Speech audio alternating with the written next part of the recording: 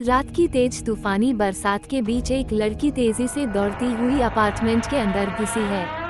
FC निकलकर flat number 6 की घंटी बजाई। भीतर से मिसेज सुमन ने फौरन ही दरवाजा खोल दिया। दिव्या, आगे तो कब से राह देख रही थी मैं।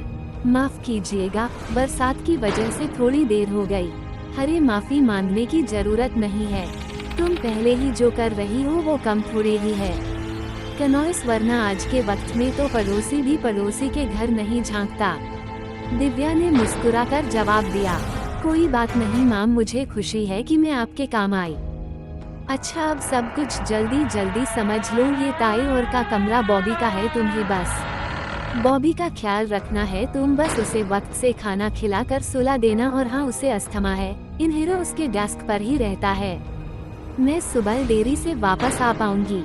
आप बिल्कुल फिक्र ना कीजिए मिस्टर सुमन, आप आराम से जाइए। मैं बॉबी का और घर का पूरा ख्याल रखूंगी।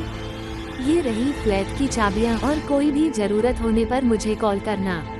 इतना कहकर मिसेस सुमन ने अपना सामान उठाया और जाने के लिए फिर अचानक को सोचकर रुक गई और अपने घर को निहारने लगी।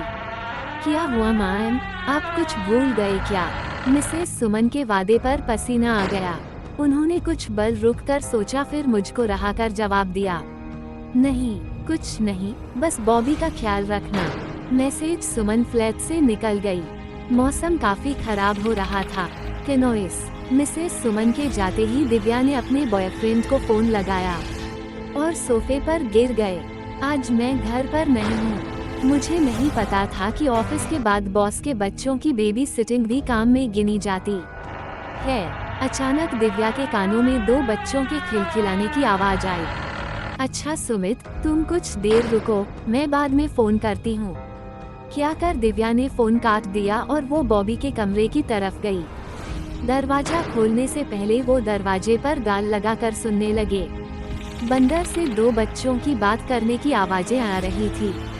दिव्या ने अचानक से दरवाजा खोला तो कमरे में केवल 9 साल की बच्ची को अकेला देखा। वो दीवार की ओर मुंह करके कुछ बड़बड़ा रही थी। बॉबी, हेलो बेटा, दिव्या ने आवाज दी। तू बच्चे ने ही मूड कर देखा। मेरा नाम दिव्या है और मैं आज रात आपका ख्याल रखने वाली हूँ। बच्चे के चेहरे के भाव का तय नहीं बदले। वो दिव्या को अजीब सी निगाहों से घूरने लगे। आप किससे बात कर रही थी? मैंने आपको किसी से बात करते सुना। अपने दोस्त से। अच्छा, और कौन है आपका दोस्त? बच्चों ने कोई जवाब नहीं दिया। वो दीवार की ओर देखने लगी। दिव्या को बड़ा ही अजीब लगा, मगर उसने फिर सवाल किया, अच्छा, क्या आपको टीवी देखना है या फिर कोई गेम खेलना है?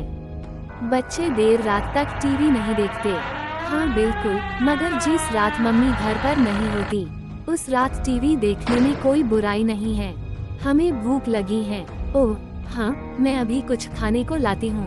दिव्या किचन में चली गई। वो बॉबी के बर्ताव से हैरान होकर फ्रिज टटोलने लगी। अचानक उसके पीछे से छोटा सा बच्चा नंगे पांव भागता हुआ किचन के सामने से गुजरा। दिव्या उसके कदमों की आवाज से डर गई और झटके में पलट कर देखा, मगर वहाँ कोई नहीं था।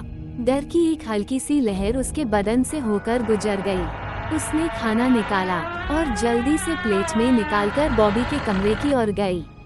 कमरे के बाहर से फिर से 2 बच्चों की फुसफुसाने की आवाजें आ रही थी, मगर जैसे ही दिव्या ने दरवाजे के हैंडल को घुमाया, आवाज आनी बंद हो गई।